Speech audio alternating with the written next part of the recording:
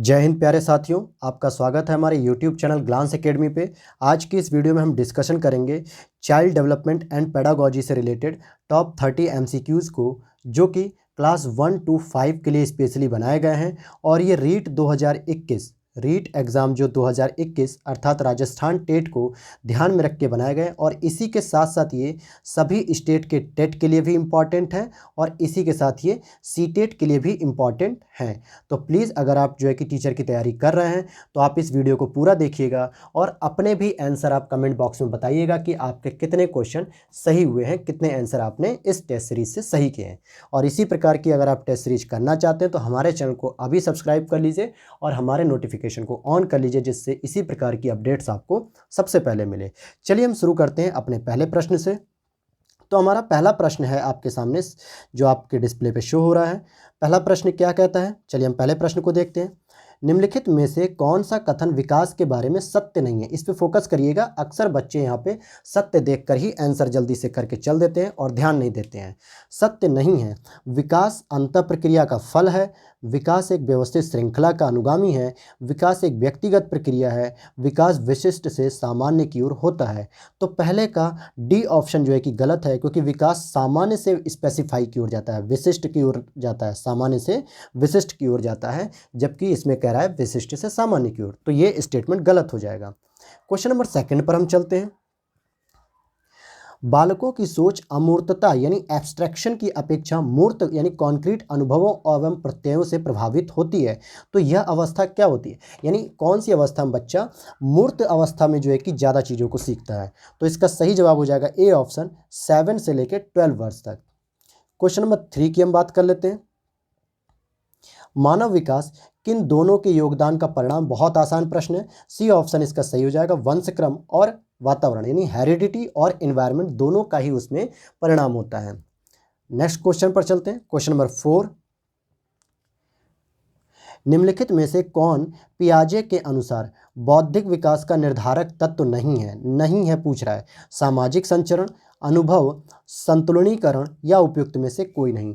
तो 4 का हो जाएगा ए, क्योंकि सामाजिक संचरण यानी कि ट्रांसमिशन पे जो है कि बहुत ज़्यादा फोकस नहीं किया है। पियाजे साहब ने हमेशा संज्ञानात्मक भावनाओं पे यानी संज्ञानात्मक कॉग्निटिव लेवल पे जो है कि ज़्यादा फोकस किया है। क्वेश्चन नंबर 5 है आपका। क्वेश्चन नंबर 5 क्या कहता है? विशेष आवश्यकता वाले बच्चों को, विशेष आवश्यकता वाले का मतलब क्या हो गया? जो डिफरेंशियली एबल्ड हैं, अर्थात फिजिकली हैंडीकैप्ड हैं या किसी प्रकार से शारीरिक अक्षमता से हैं, तो ऐसे बच्चों को पढ़ाने के लिए निम्नलिखित में से कौन सी व्यूह रचना अधिक उपयुक्त होगी, यानी पढ़ाने की कौन सी टीचिंग स्किल सबसे अच्छी मानी जाएगी? अधिकतम बच्चों को सम्मिलित करते हुए कक्षा में चर्चा करना, विद्यार्थियों को सम्मिलित करते हुए अध्यापक द्वारा निर्देशन, या सहकारी अधिगम तथा पीयर ट्यूरिंग सहपाठियों द्वारा अनुशिक्षण, या अध्यापन के लिए योग्यता आधारित समूहीकरण। तो सी ऑप्शन सही हो जाएगा यहाँ पे। चलिए अगले प्रश्न की ओर चलते हैं। क्वेश्चन नंबर 6 है, सृजनात्मकता मुख्य रूप से किससे संबंधित है? मॉडलिंग से, अनुकरण से, अभिसारी चिंतन या अपसारी चिंतन यानी बहुविध से।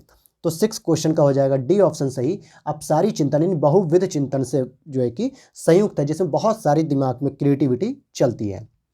क्वेश्चन नंबर 7 को देखते हैं। एक विद्यार्थी मेडिकल कॉलेज में दाखिला लेने के लिए कठिन परिश्रम करता है ताकि वह प्रवेश परीक्षा में उत्तीर्ण हो सके। यह विद्यार्थी किस रूप से अभिप्रेरित है? वैयक्तिक रूप से, अनुभविक रूप से, आंतरिक रूप से या बाह्य रूप से?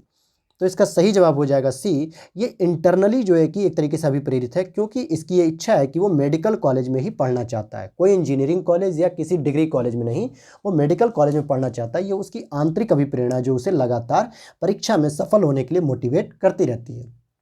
अगले प्रश्न को देखते हैं।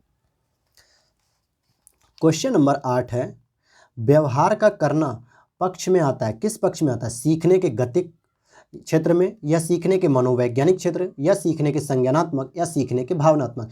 तो जब भी हम कहते हैं कि करना अर्थात कि लर्निंग बाय डूइंग यानी कि कुछ करके सीखना, तो इसको हम सीधे क्या कहेंगे कि सीखने के गतिक नियम में आता है, यानी कि गतिक क्षेत्र में आता है। जब बच्चा खुद कोई चीज़ करता है, कोई काम करता है और उससे कुछ चीज़ें सीखता है। जैसे साइकिल चलाने की प्रक्रिया को हम क्या कहेंगे कि बच्चा बार बार साइकिल चलाने की कोशिश करता है, चोट लगती है, गिरता है, उठता है, फिर सीखता है, तो वो ज़्यादा लंबे समय तक होती है, यानी लर्निंग बाय डूइंग का कॉन्सेप्ट होता है। क्वेश्चन नंबर 9 की हम देखते हैं बात। विज्ञान एवं कला प्रदर्शनियाँ, संगीत एवं नृत्य प्रस्तुतियाँ तथा विद्यालय पत्रिका निकालना, ये किसके लिए होता है? शिक्षार्थियों के सृजनात्मक मार्ग उपलब्ध कराने या विभिन्न व्यवसायों के लिए विद्यार्थियों को प्रशिक्षित करने, विद्यालय का नाम रोशन या अभिभावकों को संतुष्ट करने। तो देखिए दोनों ही ऑप्शन लास्ट के गलत हैं। ए और बी में अगर हम चूज करेंगे तो पहला ऑप्शन सही है, क्योंकि यहाँ पे क्रिएटिविटी को फोकस किया जा रहा है, तो क्रिएटिविटी के लिए जो है कि इंपॉर्टेंट होता है। क्वेश्चन नंबर 10 की बात करें। क्वेश्चन नंबर 10 कह रहा है, एक शिक्षिका अपने शिक्षार्थियों को अनेक तरह की सामूहिक गतिविधियों में व्यस्त रखती है, जैसे समूह चर्चा, समूह परियोजनाएं, भूमिका निर्वाह आदि। यह सीखने के किस आयाम को उजागर करती है?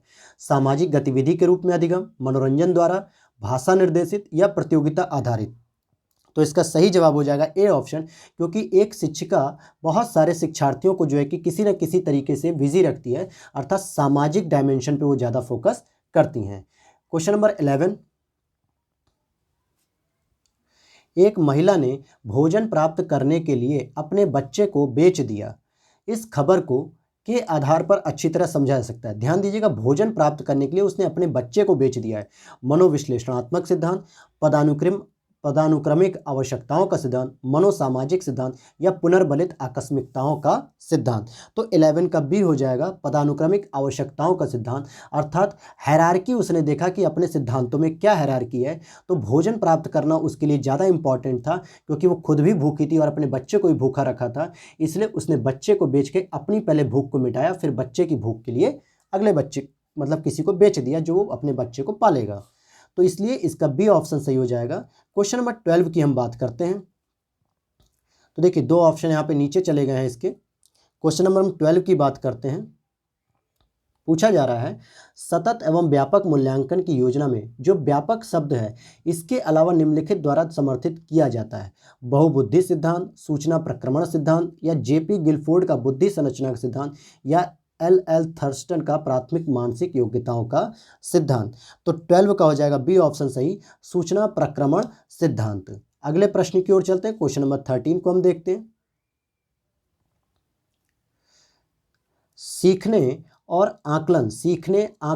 आकलन और अनुदेशन के बीच में स्पेस के दृढ़ीकरण द्वारा सीखने को प्रभावित करता है। तो इसका सही जवाब हो जाएगा ए, यानी सीखने के लिए आकलन और अनुदेशन के बीच संबंधों के दृढ़ीकरण द्वारा सीखने को प्रभावित करता है। क्वेश्चन नंबर 14 की हम बात कर लेते हैं। आइए क्वेश्चन नंबर हम 14 देखते हैं। इसको थोड़ा छोटा करते हैं, चारों ऑप्शन आ जाए जिससे। चलिए हम देख लेते हैं इसको। पूछ रहा है, विज्ञान के प्रयोगों में, साइंस की बात हो रही है, सामान्यतः लड़के उपकरणों का नियंत्रण अपने हाथों में लेते हैं, लड़कियों से आंकड़ों का रिकॉर्ड करने अथवा बर्तनों को धोने के लिए कहते हैं। यह प्रवृत्ति क्या दर्शाती है? यह प्रवृत्ति आपका सी ऑप्शन से हो जाएगा, पुरुष और स्त्री की रूढ़िबद्ध भूमिकाएं विद्यालय में भी होती हैं। ऐसा दर्शाती हैं कि महिलाएं जो है कि सामान्यतः नाजुक काम करती हैं, कमजोर काम करती हैं। पुरुष जो है कि सबसे शक्तिशाली वर्ग या जो है कि कठिन काम होता है उसको अपने हाथ में लेता है। तो ये रूढ़िवादी जो है कि भूमिका को दिखाती, रूढ़िवादिता को। इस प्रकार के प्रश्न आपके सीटेट में भी आए हुए हैं और राजस्थान टेट के पुराने पेपर में भी आए हुए हैं। तो इसीलिए इस प्रश्न को यहाँ पे रखा गया है और ध्यान से आप इस प्रश्न को कीजिएगा जब पेपर में आएगा तो। क्वेश्चन नंबर 15 है, कक्ष में शिक्षक और विद्यार्थी किस प्रकार जेंडर को यह सीखने के वातावरण। अर्थात इसका सही जवाब हो जाएगा डी ऑप्शन। कहने का मतलब कक्ष में एक शिक्षक और विद्यार्थी जेंडर को किस प्रकार परिभाषित करते हैं और यह सीखने के वातावरण को कम प्रभावी बनाता है। चलिए अगले प्रश्न की ओर चलते हैं। भाटिया बैटरी का प्रयोग निम्नलिखित में से किसके परीक्षण के लिए किया जाता है? तो भाटिया साहब की जो बैटरी है वो बुद्धि के लिए इंपॉर्टेंट है, बहुत फेमस प्रश्न है ये। क्वेश्चन नंबर 17, कोलबर्ग का विकास सिद्धांत निम्नलिखित में से किससे संबंधित है? भाषा, संज्ञानात्मक, नैतिक, सामाजिक। तो कोलबर्ग साहब ने जो है कि नैतिक विकास के लिए जो है कि इस सिद्धांत को दिया था। क्वेश्चन नंबर 18 पर चलें। शिक्षण प्रक्रिया में निम्नलिखित में किसका भली प्रकार ध्यान रखना चाहिए? शिक्षण प्रक्रिया में किस चीज को ध्यान रखना है? विद्यार्थियों की सक्रिय सहभागिता, अनुशासन और नियमित उपस्थिति, गृह कार्य की जांच में लगन, विषय वस्तु की कठिनाई का स्तर।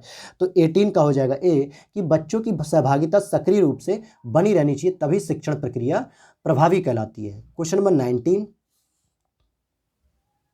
आइए क्वेश्चन नंबर 19 के कुछ ऑप्शन अगले पेज पर हैं, पहले यहाँ पढ़ लेते हैं प्रश्न को क्या कह रहा है। निम्नलिखित व्यक्तियों में से कौन अपने बच्चे या बच्चों को आंतरिक प्रेरणा दे रहा है। अब स्टेटमेंट पढ़िए और देखिए कि कौन इंटरनली जो है कि मोटिवेट कर रहा है। फादर रॉबर्ट अपनी कक्षा के उन बच्चों को चॉकलेट देते हैं जो अच्छा व्यवहार करते हैं। सेकंड स्टेटमेंट देखते हैं। अगली कक्षा में कक्षान्नति पाने पर नंद कुमार अपने पुत्र को कहानी की पुस्तकें देते हैं। अपने पुत्र के जन्मदिन पर गिरिजेश कुमार दावत देते हैं। विज्ञान विषयों में सर्वोच्च अंक पाने पर राकेश कुमार अपने पुत्र की प्रशंसा करते हैं। तो इसका सही जवाब हो जाएगा डी ऑप्शन, विज्ञान विषयों में सर्वोच्च अंक पाने पर राकेश कुमार अपने पुत्र की प्रशंसा करते हैं।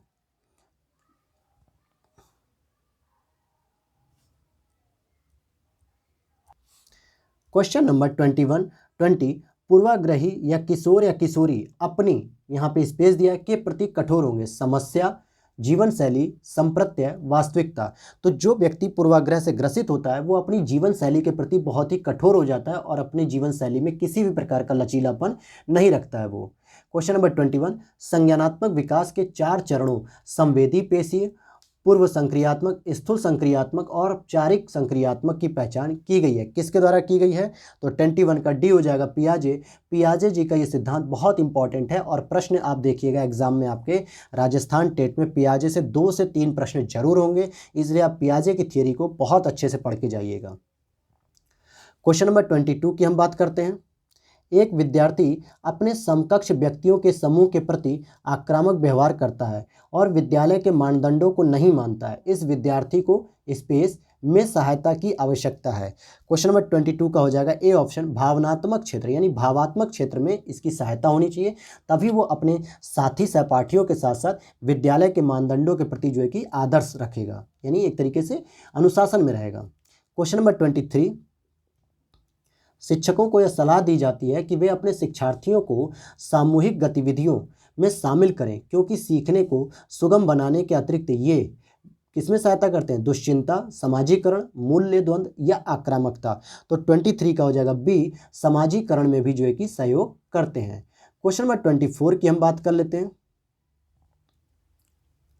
समावेशी शिक्षा उस विद्यालय शिक्षा व्यवस्था की ओर संकेत करती है जो विशेष आवश्यकता वाले बच्चों को विशिष्ट विद्यालयों के माध्यम से शिक्षा देने को प्रोत्साहित करती है। तो देखिए, विशेष आवश्यकता वाले बच्चों को विशिष्ट नहीं बल्कि कॉमन विद्यालय में देना चाहिए, जहां पे सभी प्रकार के बच्चे मिलेंगे। तो ए ऑप्शन गलत।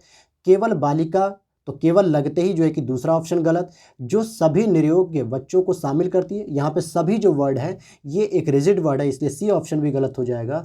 हम देखते हैं डी वाले की बात करते हैं, जो उनकी शारीरिक, बौद्धिक, सामाजिक, भाषिक या अन्य विभिन्न योग्यताओं या योग्यता स्थितियों को ध्यान में रखे बगैर सभी बच्चों को शामिल करती है। तो डी ऑप्शन सही हो जाएगा, जहाँ पे बच्चों की ये सारी जो है कि कहीं ना कहीं जो कमजोरी होती है उसको ध्यान में न रख के बल्कि सभी बच्चों के साथ शामिल किया जाता है।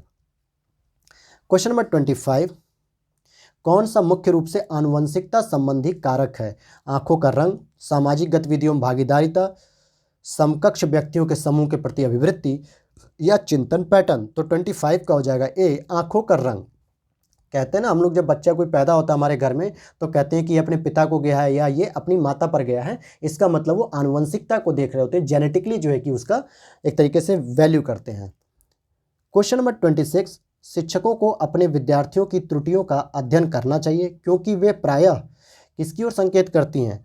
तो इसका सही जवाब हो जाएगा डी, आवश्यक उपचारात्मक युक्तियों, यानी कितनी बच्चों को रिमेडियल की आवश्यकता, रेमेडीज की आवश्यकता होती है, इस पर जो है कि ध्यान देती है। इसलिए शिक्षक को लगातार विद्यार्थियों की त्रुटियों पर क्या करना चाहिए? विचार विमर्श करते रहना चाहिए।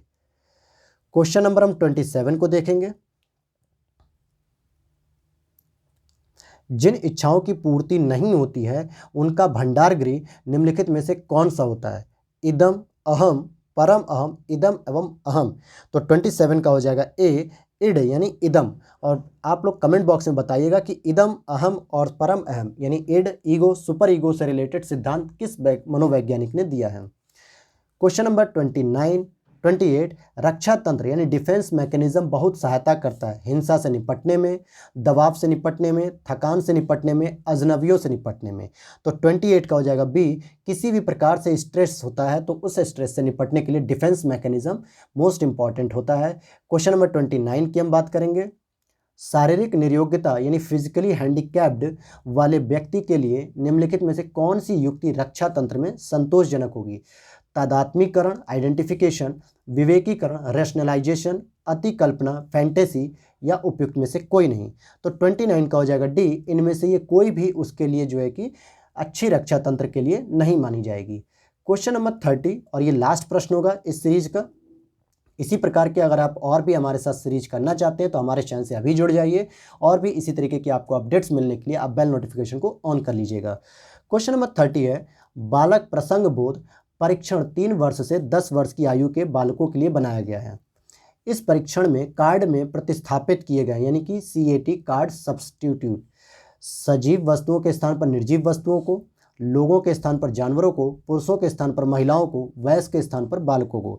तो 30 का हो जाएगा डी, क्योंकि जब बालक के प्रसंग बोध के लिए बनाया गया है तो हम वयस्क के स्थान पर बालकों को ही जो है कि प्रतिस्थापित करेंगे। तो ये थे आपके टॉप 30 MCQ जो चाइल्ड डेवलपमेंट एंड पेडागोजी से रिलेटेड थे। मिलते हैं हम आपको अगली वीडियो में इसी तरीके की सीरीज के साथ। जय हिंद।